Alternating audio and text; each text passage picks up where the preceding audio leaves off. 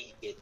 No? At hindi na natin pinapansin, hindi na tayo nagpapadala. No? Dahil ang ating pananampalataya, ang ating paningin ay nakatuon sa Diyos. No? Kaya nga sabi doon sa Luke chapter 1, mga kapatid,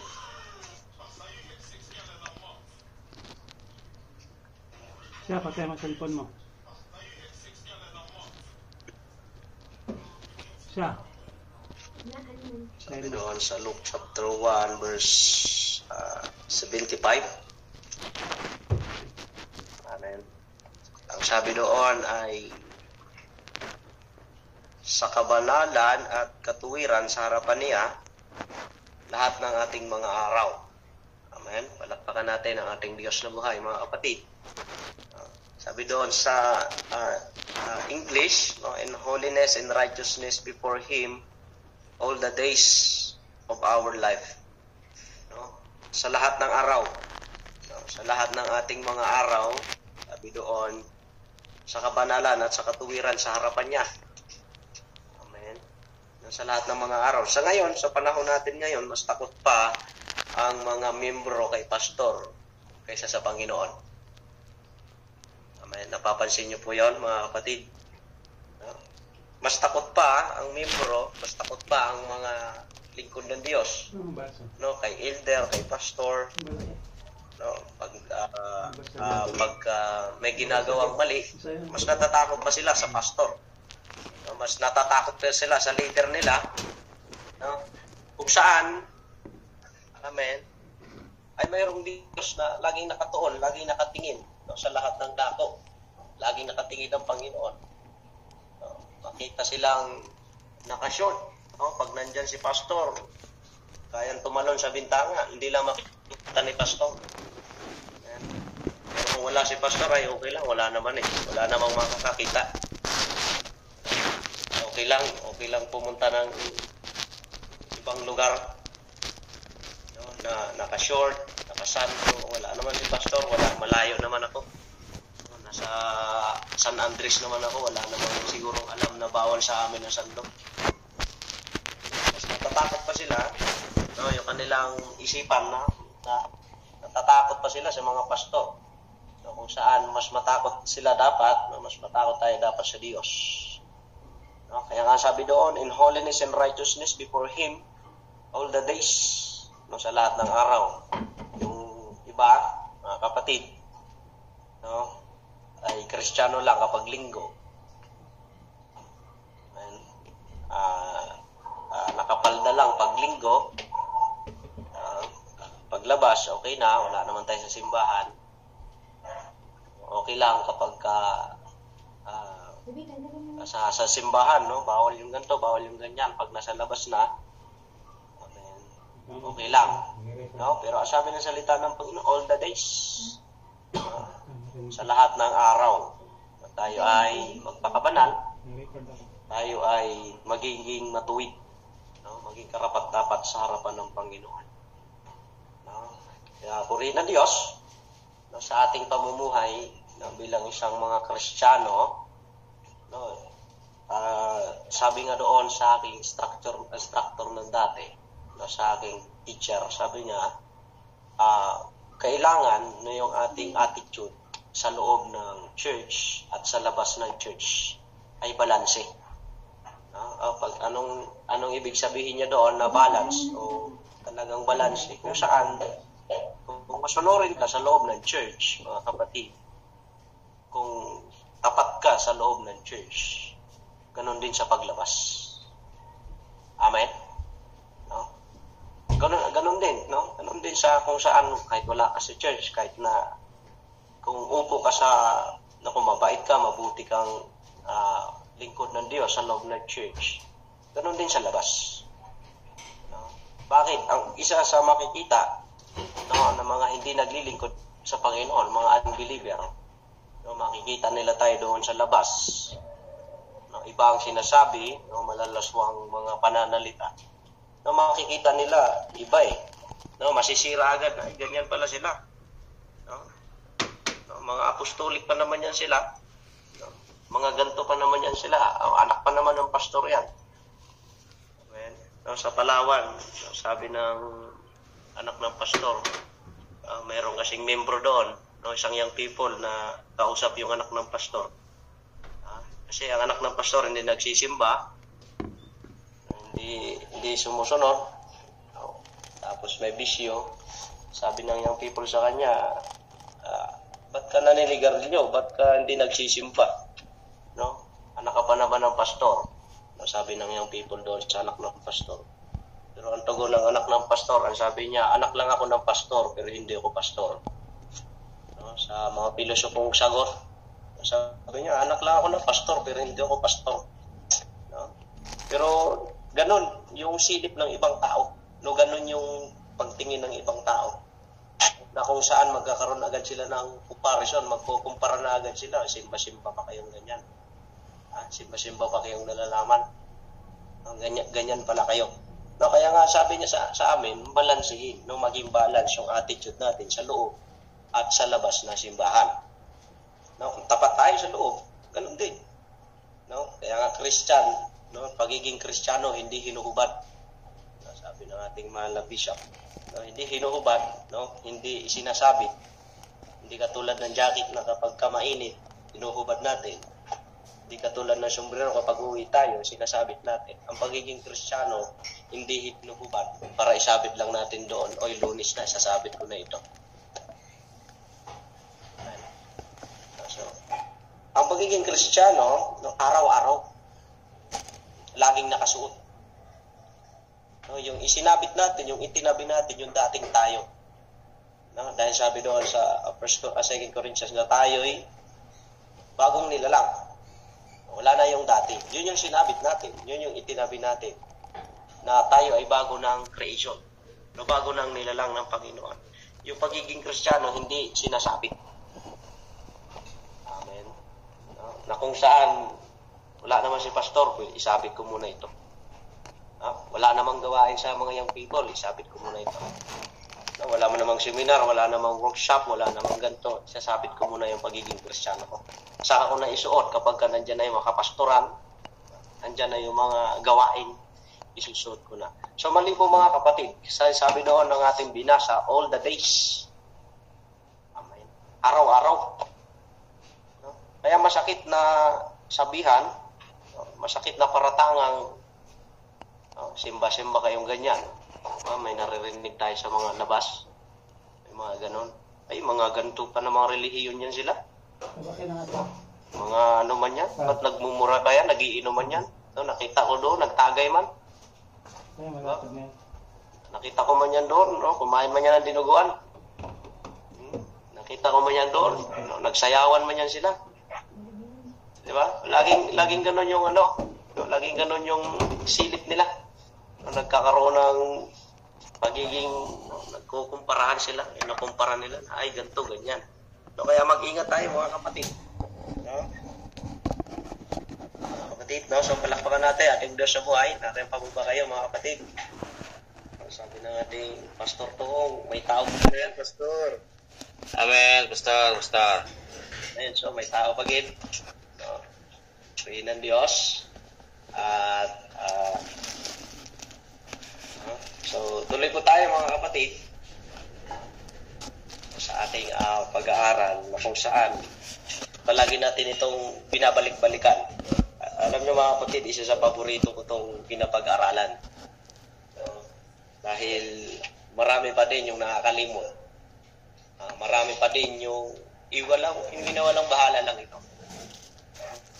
Kung saan, sino pa yung laging nandyan, active. Laging nandyan sa simbahan, laging nakikinig, laging amen ng amen. Ang lakas magpuri, ang lakas tumalon. Pero minsan, mali na. Nagiging maligamgam na. Sabi doon sa Revelation, mga kapatid.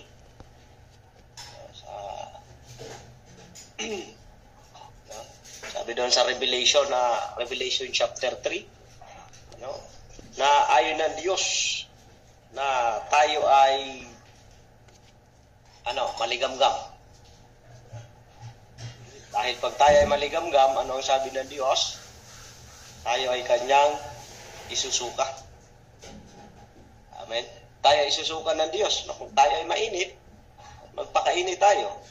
No, kung tayo ay maligamgam, no, magpakaligamgam tayo. Pero dahil ang sabi ng Panginoon, kung kayo ay maligamgam, amen, sabi ng Diyos, isusuka ko kayo. Amen. No? Kaya mga kapatid, may mga ganong pananampalataya kung saan sa Bisaya kanang ingon nila kuan maligamgam, yung halong init at halong lamig. Amen. Hindi ko alam sa Bisaya kung ano yung maligamgam. Pero wala naman siguro mga Bisaya dito. Hindi ko lang din alam sa English kung ano sa warm sa English. Yung kung saan naghahalong init, no? Naghahalong lamig, malahininga. No? Sabi ng Diyos, no? Kayo ay aking isusuka. No? Kaya ang sabi doon, basahin natin sa Revelation chapter 3 verse 15. Sabi doon, Revelation, Apocalypse chapter 3 verse 15. Ang sabi doon, nalalaman ko ang inyong mga gawa, na ikaw ay hindi malamig o mainit man. Ibig ko sanang ikaw ay malamig o mainit. Sapagkat ikaw ay malahininga at hindi mainit o malamig man, ay isusuka kita sa aking bibig. Amen. So mahirap po yun mga kapatid. Sa may mga ganong pananampalataya, sa Bisaya, duha-duha. Magduha-duha, mga kapatid, kung saan nagpapagamit sa Diyos, nagpapagamit sa gawain ng Panginoon. Doon naman, nagpapagamit naman doon kay tanig. No, nagpapagamit naman doon sa makamundong gawain. Magaling mag-gitara sa church. Magaling din mag-gitara doon sa Christmas party. No, kung saan-saan. No? So, nagiging maligamgam kung saan ang init-init mo kapag ka may youth camp. Ang sigla-sigla mo kapag ka mayroong mga camping, may mga gawain, may mga kung saan may mga activities, no, ng mga young people, no. Ang dami, ang init sa Panginoon, ang init sa pananampalataya talagang sa paglilingkod ay parang halos wala na bukas kapag na nagpuri. No? Pero hindi natin maitatago. No? Meron pa rin mga malahiningang pananampalataya. No?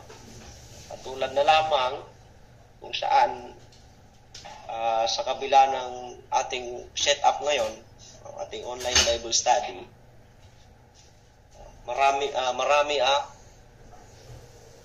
mas marami pa yung wala kaysa sa meron sa atin ngayon. Mas marami pa yung absent kaysa sa present. Ilan lang tayo ngayon.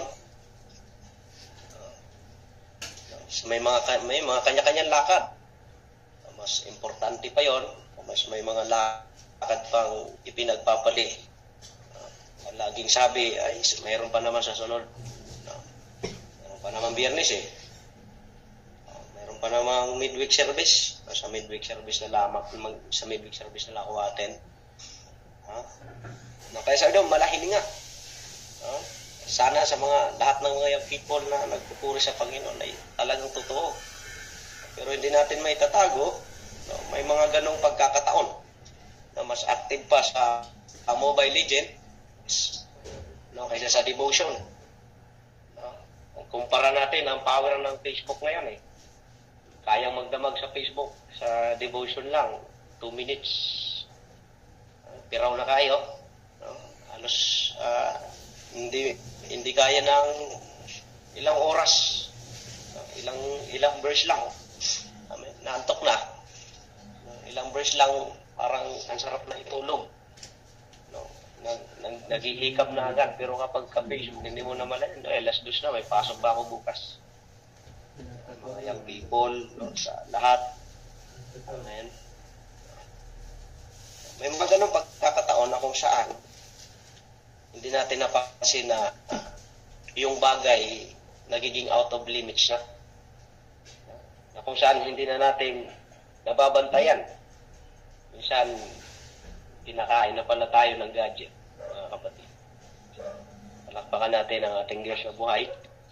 Amen. Naroon pa po ba kayo, mga kapatid? Nais ko bang kita inyong palakpak na lumilipad? Amen. So, naroon pa po. Amen, Pastor. Amen. Amen. Praise the Lord. Kaya mga kapatid, mahirap. Sabi ko nga sa kanila, madaling maging Kristiyano ay mahirap magpaka-Kristiyano. Isang bagay na kung saan madaling desisyonin na magsabing, Pastor, pabautismo na ako sa linggo ha. Pastor, magsimba na ako linggo-linggo. Pero minsan, nasa bibig lang yung pananampalataya. Amen. Napansin niyo na madali lang sabihin na nakako ng pastor ako, evangelist ako, elder ako, amen. President ako ng mga young people. Nagsisimba ako linggo-linggo, madali sabihin. No, pero kung sa patunayan, kung ipakita natin, minsan sa gawa, kulang. Minsan wala pa. Mas maganda kung napapatunayan, no? Kaya nga sabi doon sa 1 John,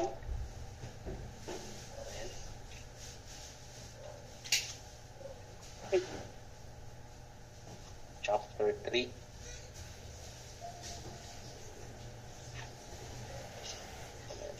verse 18. Ito po ang sabi, mga kapatid. May mga Bible ay basahin nyo na lang po. 1 John chapter 3 verse 18. Ito po ang sabi, mga kapatid.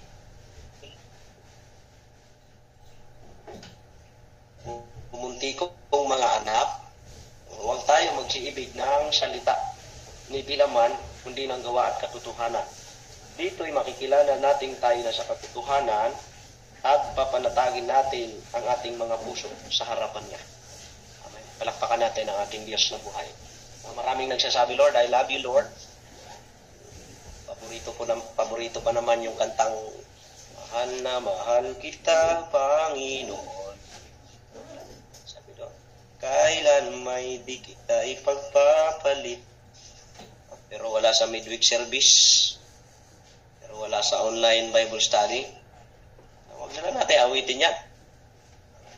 Kailan may di kita ipagpapalit. Minsan, Pastor, sa kanila, may lakad pa kami. Nagpapalit na, ipagpapalit na ang Diyos. Marami na siya, I love you, Lord. Mahal kita.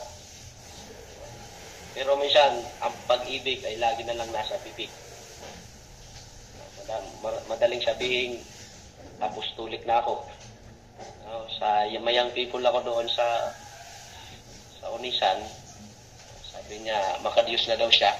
Nakakatuwa na marinig sa kanyang bibig yun. Pero nakikita naman natin na sinisikap niya mapatunayan na makadiyos na siya.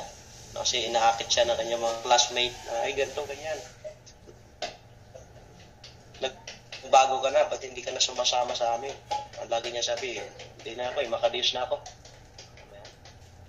Kaya, mga kapatid, sabi doon, huwag tayo magsiibig sa salita o ni sa dilaman. No? Sabi doon, maging mapapatunayan, no, sa mga gawa, no, hindi lang sa salita. Kasi madali namang sabihin, madali namang i-claim na apostolic Christian ako. Pero nasaan yung ating mga gawa? No, nasaan yung ating patunay na we are an apostolic Christian? No, baka nagiging apostolay,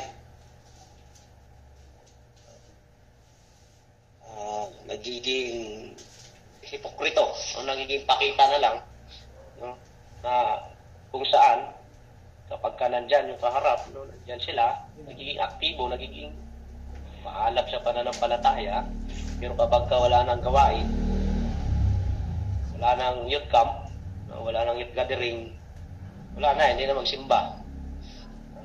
So, ayon ng Diyos, unang-una, ng mga ganong pananampalataya na malahiningan o maligam-gam. Maraming nagsasabi na ayo'y minsan pinaparatangan pa ng mga anak ng Diyos. Masakit na marinig yung mga ganong pagkakataon. Hindi natin maiwasan yung mga ganyang bagay. Na mayroong mga batikos, mayroong mga paratang na hindi naman makatotohanan. Dahil sabi nga ng Panginoon, mapalad eh. Mapalad yung mga inuusig dahil sa aking pangalan. Amen. Kami doon sa Ulisan, kapag nag-Bible study kami, hindi talaga maiwasan na mayroong mga ganong salita. Na kung saan, sabi na, lagpas na kayo ng langit. Lagi lang kayong devotion dyan. Lagi na lang kayo Bible study dyan. Pero pinahawakan natin yung kanyang mga salita na mapalad. Hindi tayo swerte. Wala sinabi doon sa Biblia na swerte ang inuusig. Amen. Dahil sabi doon mapalad. We're blessed na tayo ay inuusig dahil sa pagsunod sa Panginoon. Dahil ang mga Kristiyano, hindi naman tayo naniwala sa swerte, mga kapatid. Hindi tayo naniwala na lucky. Hindi ko alam sa inyo, baka may tinatago pa kayo dyan, itim na ba ito? Pangpaswerte. Hindi ko lang alam sa inyo, mga kapatid, baka meron pa kayong kahoy dyan na tinatago sa inyong wallet, pangpaswerte. Hindi tayo swerte, tayo ay pinagpala. Amen.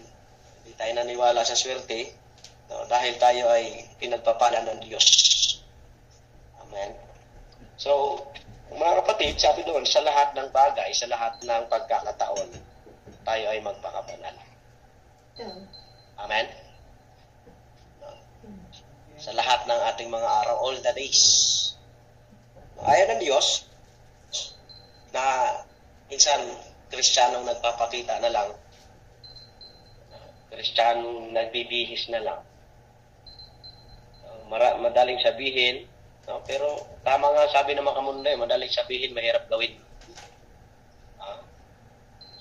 Mahirap sa mga hindi totoong umiibig sa Panginoon. Dahil sabi ng Panginoon, John 10:15 Kung iniibig ninyo ako, may kondisyon ng Diyos. Keep my commandments. Laging may kondisyon ng Diyos. Sa Jeremiah, sabi niya, kung tumawag ka sa akin, ako ay sasagot sa iyo. Kaya nga sabi niya doon, kung iniibig mo ako, parang mo ang aking mga utos, sundin mo yung aking mga utos. Kaya mga kapatid, sa mga nakakarinig sa ating lahat na ayon ng Diyos, na pananampalatayang hilaw, Bisaya hilaw, kanang bugnaw-bugnaw. Amen. Magpakatotoo tayo sa harapan ng Panginoon, sabi ng John, 1 John, binasa natin kanina, chapter 3. Sa harapan niya, amen, tayo ay magpakatotoo. Wag lang sa pag-ibig sa bibig. May Kristiyanong sa bibig lang, wala sa puso. Wala sa kung saan, sabi nga, ibigin ninyo ang Panginoon Diyos ng buong puso, buong lakas, buong pag-iisip, buong kaluluwa. Yun yung pag-ibig dapat sa Panginoon. Hindi lang sa bibig. Talagang may mga ganong Christian. Kaya nga, pinaparatangan, yung iba, sabi ng Matthew chapter 23, amen. Basa tayo mga kapatid.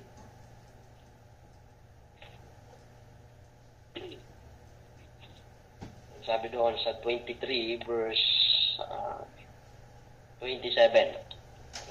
Marami itong, lalo na sa atin, mga apostolic Christian, kung saan sumusunod tayo sa aral ng mga apostol, sa mga kaugalian ng mga apostol. Ito yung lagi nilang binabato sa atin, lagi nilang sinasabi. Sa chapter 23 verse 27, sabi doon, sa aba ninyo, mga eskriba at mga pariseo, mga mapagpaimbabaw, sapagkat tulad kayo sa mga libingang pinaputi na may anyong maganda sa labas, natatpwat sa loob ay puno ng mga buto ng mga patay na tao at lahat ng mga karumalduman. Gayon din naman kayo. Sa labas ay nangag-aanyo kayong matuwid sa mga tao. Natatpwat sa loob ay puno kayo ng mga mapag-imbabaw at ng mga katampalasan. Amen. Verse 29, sa aba ninyo, mga iskriba at mga Pariseo, mga mapagpaimbabaw. Amen. Sapagkat itinayo ninyo ang mga libingan ng mga propita at inyong ginayakan ng mga libingan ng mga matuwid. Lagi nilang binabato ito sa atin. Lagi ako nakaka-encounter ng mga gato. Ay, puro kayo holiness. Puro kayo kabanalan. Para namang yung iba sa inyo, laging ganito. Para kayo libingang pinaputi. Kung saan maputi sa labas, makinis sa labas, malinis sa labas. Okay. Pero ang loob, sabi doon ay buto, no? Puro buto ng mga tao. Para daw mga libingang pinaputi. No? May mga ganong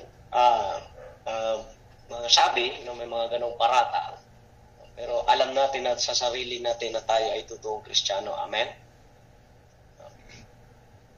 Sa katulad na lamang mga kapatid, no? Isang sign na tayo ay tunay ng mga Kristiyano. No? Ay halintulad na lang natin, no? Sa mga sa Bisaya kaning kinhasol, sa Tagalog ay mga limutan ko sa Tagalog, sa Bisaya ning kinhasol, sa Tagalog ning kinhasol, mga kapatid.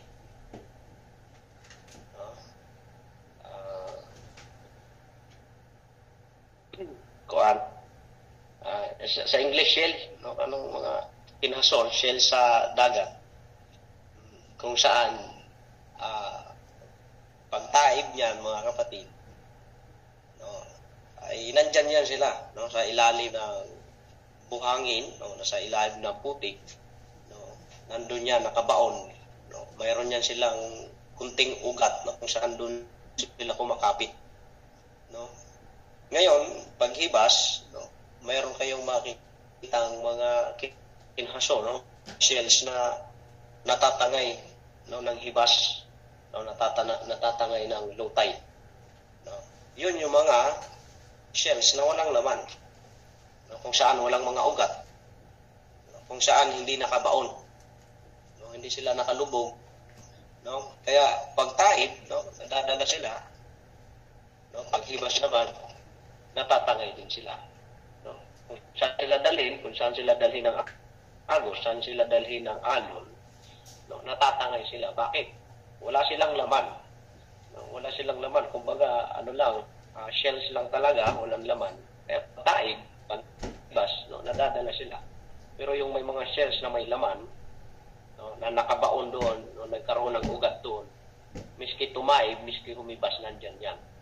No, minsan sa buhay natin, mga Kristiyano, doon natin makikita, no, na kung sino talagang tunay at totoong naglilingkod sa Panginoon. Totoong Kristiyano talaga, diyan natin makikita.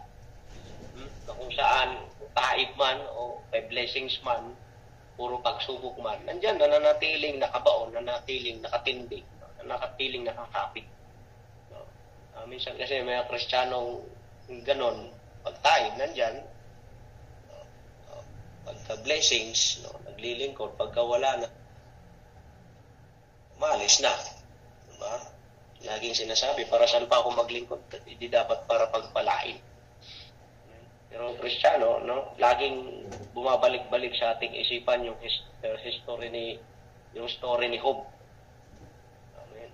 Talagang may nakaka-share akong young people, sabi niya, Pastor, minsan napapaisip ko na lang na parang, sabi niya, sa dami ng tao, ba't ako pa? Pero lagi kong binabalik-balik sa kanya, tignan mo na lang yung story ni Job. Hindi niya man lang sinabi sa akin na, Lord, ba't ako pa eh? Tapat naman ako naglilingkod sa Panginoon. Tapat naman ako naglilingkod sa iyo. Nagpasalamat pa siya. Sabi niya, ba't akong lumabas sa akin sinapupunan ng aking ina? ba din ako babalik? Tinanggap niya na. Pero, ano naman, yung sabi niya, no? Maglilingkod ka lang pag meron ka, paano na lang kapag wala. No? Kaya may mga ganong pagkakataon, no? mga ganong sinyales. No? May mga Kristiyanong ganon. No? Kaya purihin ng Diyos, mga kapatid, sa gabing ito, laging sabi niya, para kay mga libingang punda puti. No? Mataas ang mga, mahaba yung mga damit. No? Lagi naka-long sleeve. Hindi nagsushorts. Pero malayo naman ang inyong pamumuhay. May mga ganon, no, masakit marinig na generalize nila, no, nilalahat nila. Amen. Pero alam naman natin sa ating sarili na yung ating paglilingkod sa Panginoon na hindi.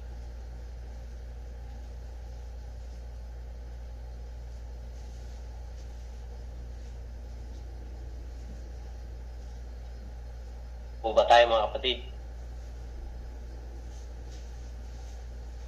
Amen, Pastor.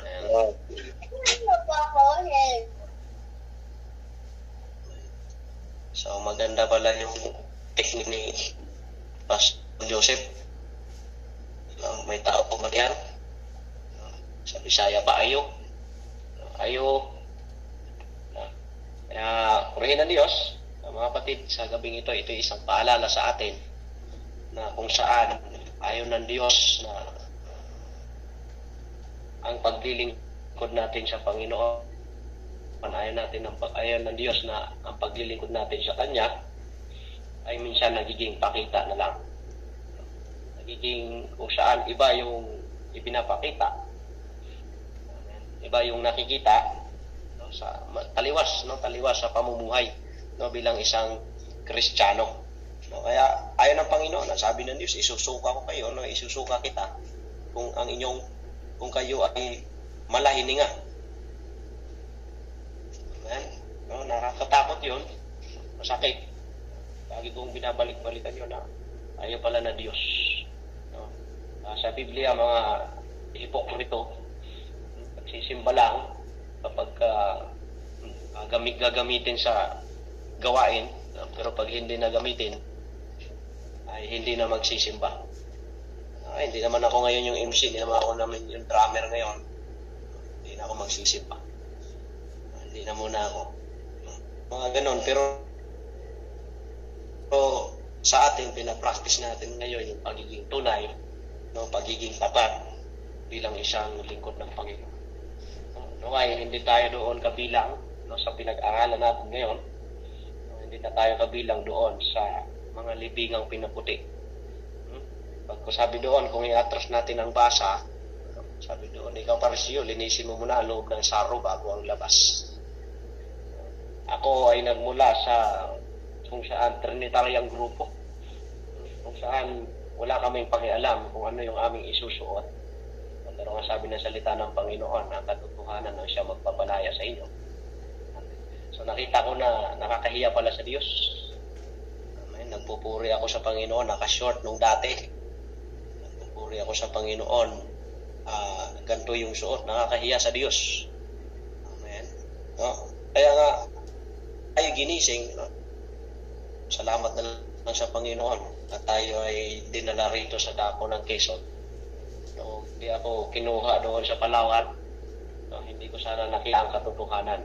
Bakit nagpapasalamat ako sa Diyos na inalis ako doon sa ganong pag-uugali. Kaya sabi doon, linisin mo muna ang loob ng saro bago ang labas. No, kasi nung una akong dumating, nakita ko yung rules ng church.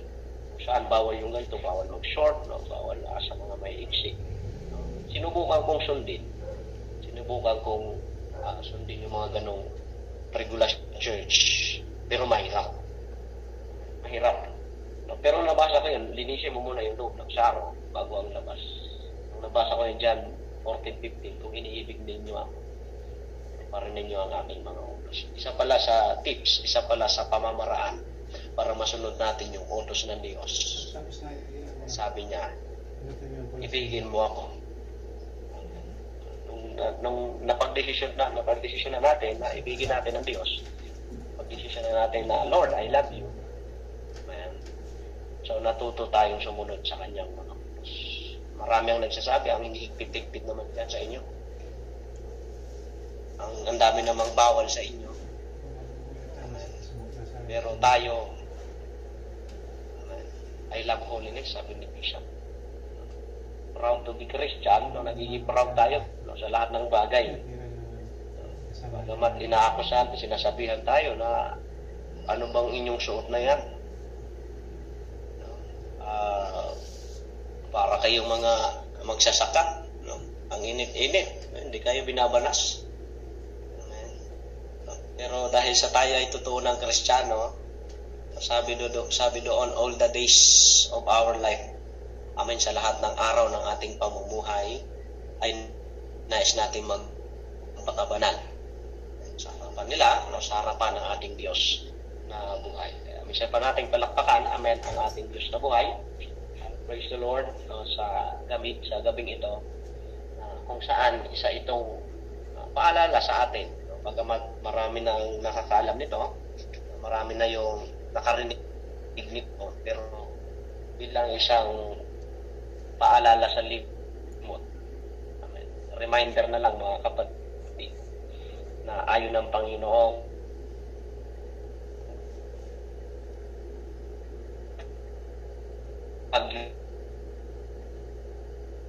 paglingkod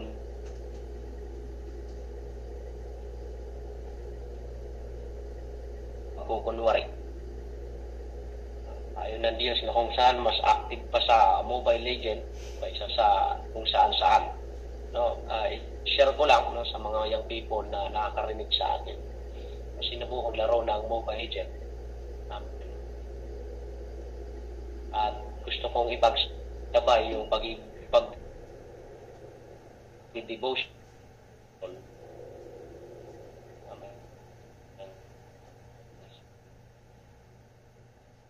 Aminin man natin sa hindi. Magpipray ka sa gabi, ang nakikita mo yung mga naglalaban-laban na hit, no? Mga nag-iispadahan.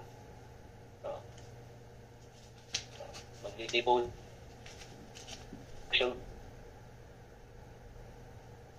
pa yung naiisip. Sinubukan ko rin yan kasi ang sabi ko sa kanila, nung doon ako sa Palawan, hindi naman masama yan eh. Masama naman pag napapasurahan. Pag tayo, ang iyong mata ang nagkakasala, sabi doon, kukutin mo. Diba? Dukutin mo. Diba? Kung ang iyong braso, ang iyong kamay ang nagkasala, putulin mo. Amen. Pero hindi yun literal. Amen. Hindi yun putulin mo na diretsuhan. Magalit kayo sa akin na nabulag kayo kay kinuot ninyo ang inyong mata. No? Tinukit ninyo ang inyong mata. So, isang pamamaraan yun, no? Isang paghahalimbawa, isang parable, isang paghahalimbawa lang yun, mga kapatid. Na kung saan, ang inyong cellphone, no, ang nagiging dahilan ng inyong pagkakasala. Ipang wag na lamang cellphone. No? Pero kung dahil sa cellphone ang nagiging paraan para maabot natin yung mga malalayong lugar, gamitin natin, mga kapatid. No? Kaya isang pamamaraan, kung ano yung nagiging dahilan para ilayo ka sa paglilingkod mo sa Panginoon, mas magandang iwasan. Amen. No?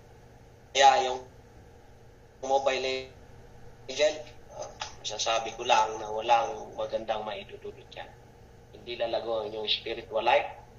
No? Kahit na sabihin nyo minsan-minsan lang naman, Pastor. And sa Colossians chapter 3 verse 23, gawin ninyo ang lahat ng bagay sa ikapupuri ng ating Diyos.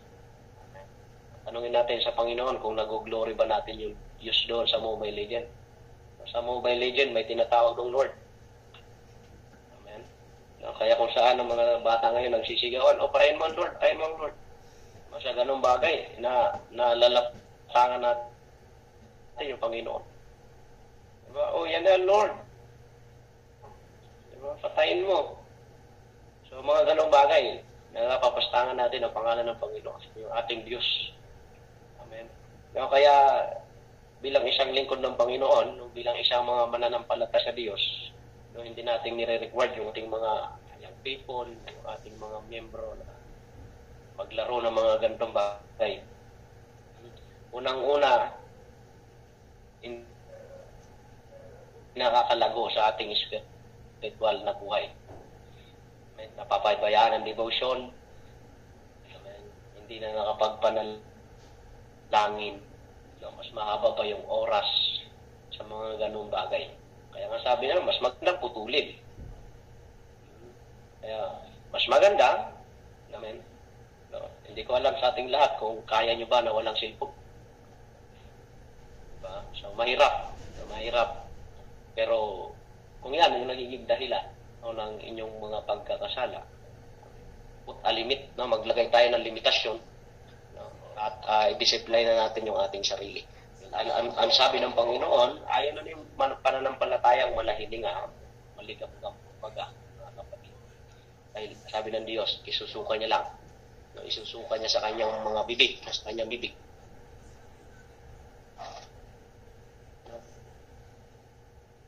Kaya sa gabi,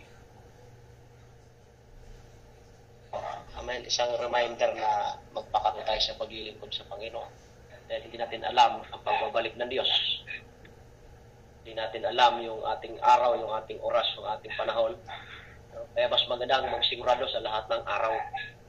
Magsigurado tayo, secure natin yung ating pananampalataya. Baka yan ay hindi pa sigurado. Kaya mga kapatid, no, mas magandang i-sure natin, i-secure natin yung ating pananampalataya dahil pagdating ng panahon, baka masayang lang. Sayang lang yung pagpupuyat. Sayang lang yung pagpapagod. Kung ako naglingkod sa iyo, pahinga mo na ako ng isang taon, pwede na siguro yun. Amen. So, hindi pwede sa Panginoon yun. Dahil ang sabi ng Panginoon, no, ang mananatiling tapat hanggang wakas, amen, ay siya ang maliligtas. Siya ang aani, no, ng ating mga pagpapagal. Kaya, purihin ng Diyos, amen, wala. Sa gabing ito, no, isang paalala mga kapatid, no, na tayo ay magpakatotoo, no, at ayaw ng Diyos, mga hipokrito, mga hypocrites kung saan pakitang pananampalataya lamang, kung saan nagiging tapat lang kapag mayroong nakakakita ang tao. Mas takot pa sa pastor, mas takot pa sa kung saang mga nangunguna. Amen. Mas matakot tayo sa Diyos na siyang nakakagawa ng mga bagay na imposible sa tao. Amen. Kaya purihin na Diyos, mga kapatid, paalala lamang na tayo ay magpakatapat, maging tapat sa paglilingkod sa ating Diyos na buhay. Huwag na tayong kung saan pananampalatayang nasa bibig lamang, pananampalatayang hindi totoo, pananampalatayang nasa bibig lang, sabi ng 1 John chapter 3. Huwag kayong magsiibig sa bibig kundi sa dilaman. Pakita natin na naglilingkod tayo sa Panginoon, pakita natin na tayo ay tagasunod ng Panginoon sa pamamagitan ng gawa. Kaya nga, totoo nga, sabi nila na actions speak louder than voice. Na kung saan mas maganda yung mapapatunayan sa pamamagitan ng gawa. Maraming nagsasabing sa salita lang, pero dahil sa gawa, napapatunayan natin na tayo ay totoo, tayo ay tapat at talagang sumusunod sa Panginoon. Kaya wag lang nating sabihin, I love you, Lord. No, ipakita din natin sa Panginoon na mahal natin siya. Dahil sabi ng Panginoon, kung mahal natin siya, tuparin natin yung kanyang mga utos. Amen. Kaya praise the Lord, palakpakan natin ang ating Panginoon. Mga kapatid, praise the Lord, at marami pong salamat sa inyo. Nawa ay pinagpala kayo ng ating Diyos sa buhay sa kanyang mga salita. Amen. Sa maiksing paalala, ito yung reminder na lang mga kapatid. Alam nyo na ito, pero pilit nating isinisiksik, no? Pilit nating pinapaalala sa ating mga mahal nating kapatid. Amen, yung mga gantong pagkakataon. No? Dahil sa, minsan nalilimutan na natin. Minsan, nami-misplace na natin. No? Saan ko ba nilagay yung gantong aral na yon? Diba? Nalilimutan na natin. No, kaya isang paalala, mga kapatid, marami pong salamat sa inyo. No, may paalalang pag-ibig. No, tinutuwid na mayroong pag-ibig. Kaya purihin ng Diyos no, sa gabing ito at naway pinagpala kayo ng salita ng Panginoon. At purihin ng Diyos, marami pong salamat sa inyo mga kapatid at minsan palakpakan ng ating Diyos na buhay. At pinabalik ko na po, amen, sa ating butihing MC.